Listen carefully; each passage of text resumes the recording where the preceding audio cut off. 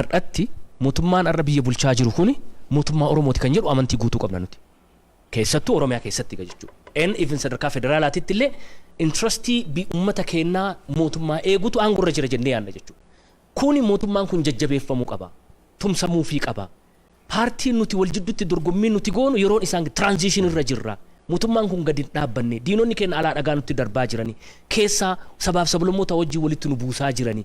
Kanaaf yeroon Oromoon yeroo hunda caalaa waliin dhaabbatu waa lamatu mootummaa kana harkaa qabate. Tokko biyyattii kana keessatti totally jijjiiree dimokiraasii dhugaa biyyattii kana keessatti gadi buufna kan jedhu mataa keessaa qaban. Vision isaanii nan mul'atu jechuudha.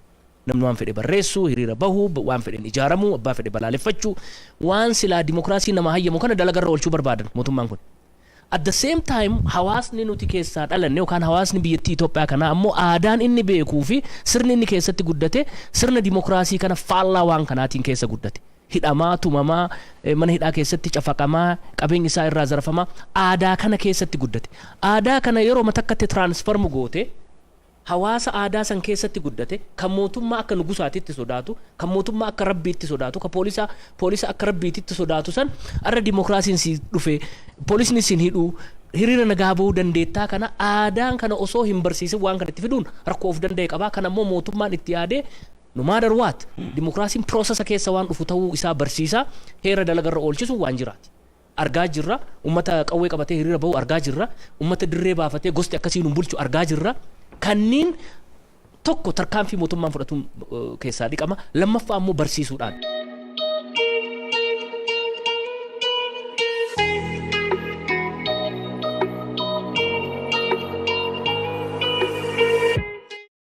Bulchiinsa amma jiru kana tuffachuu fi waan hin taane odeessuun waan biraa homaan qabu diina uummata Oromooti.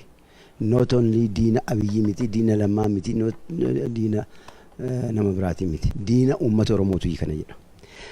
Mootummaan amma jiru kun waan fe'es haa ta'u rakkoo attamiis haa qabaatu amma yoonaattuu bu'aan inni agarsiise kan addunyaan dinqisiifateedha. Bu'aan lafa jiru, bu'aan mul'atu, bu'aan argamu. Namni kana hin argu jedhe immoo dhiisuu danda'a. Kanaafuu nuti rakkoo ennaa jiraate rakkoon akkana jira jennee. Ennaa waan gaarii hojjetan immoo ishoo jennee deeggaruu karaa keenyaan hin dandeenya. Mee wanta ni qeeqamu maa inni gama kanaan odeeffannoo? Wanti ni qeeqamu homaa wanti biraan jiru. Koottaas nan barbaada waa'ee Oromootii miti kan haasoftan, waa'ee Oromootii miti kan qabattanii deemtan. Koottaa teenyee taasofnaa jechuun maal haafan abbaan barbaade haafu. ODP'n itti ilaalle. Ammas is not too late waamee koottaa mee hin teenye haasofnaa jechuu qaba. Ammas paartileen Oromoo jiran. Ani kanan ta'een hin jiru. Waamicha goone irraa waamicha keessaniif guyyaa akkanaatti walaa geenyu jedhanii riispoondii nu godhan nuti biiroon keenya banaa. Gama nageenyaa fi dhabiinsa dimokiraasii qofa otoo hin taane diinagdeen biyyaaf naannoo keenyaallee waggoota lamaan sadan darban maal keessa akka turan beekamaadha. Amma geggeessaa ammaarraas diinagdee kana jijjiiranii gaaffii amma qeerroon hawaasni gaafatu baay'eedha. Kana deebisuu keessatti mee paartiilee irraa maaltu eegama?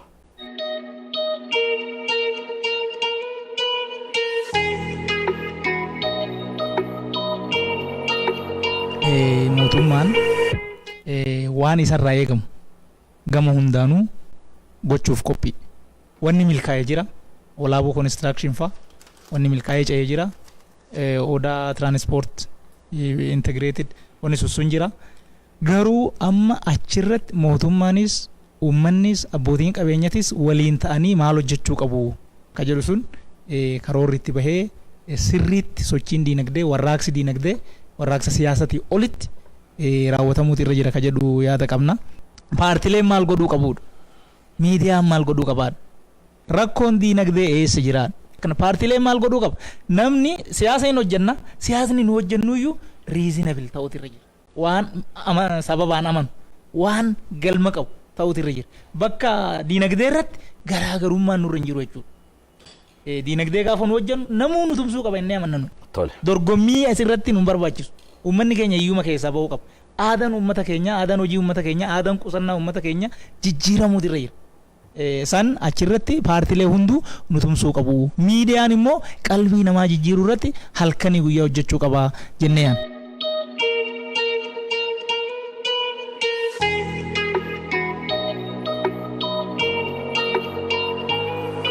Oromiyaa keessa dargaggeessi yookaan qeerroo fi qarreen baay'eetu hojii hin qabne. Baay'ee parsantii isaa daataa isaa hangana jedhee beekuu hin baadhellee guddaa dhugaa dubbachuudhaaf rakkoo guddaatu jira.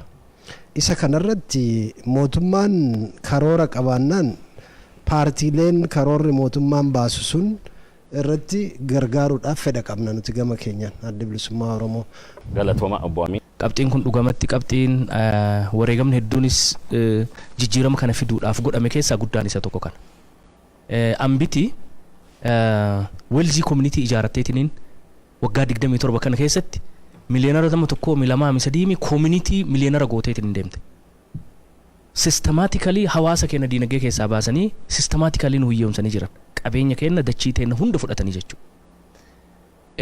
Wanni mootummaan kun strategically strong irratti dalaguu qabu keessaa tokko kana. Hoogganoota dhaabaa ODP waliin teennee mari'annus hin kaafna turre. Waa'ee diinagdee tooftaa kamiin akkaataa itti uummanni keenya kalafatti kufee jiru kun kan samii dhaqe kanaa wajjin akkamitti wal dorgomuun akka itti danda'amu rakkoo ta'e itti ibsaa turre jechuudha.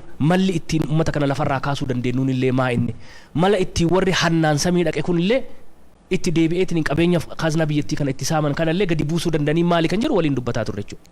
So kanaaf ardhallee taanaan rakkoon kuni ummata keenya nama tokkorraa nama lamarraa miliyoonaroota gargariin kan warra aangoo harkaa qaban wajji walitti hidhataniitiin lafarraa ka'an jiraachuu ni danda'an.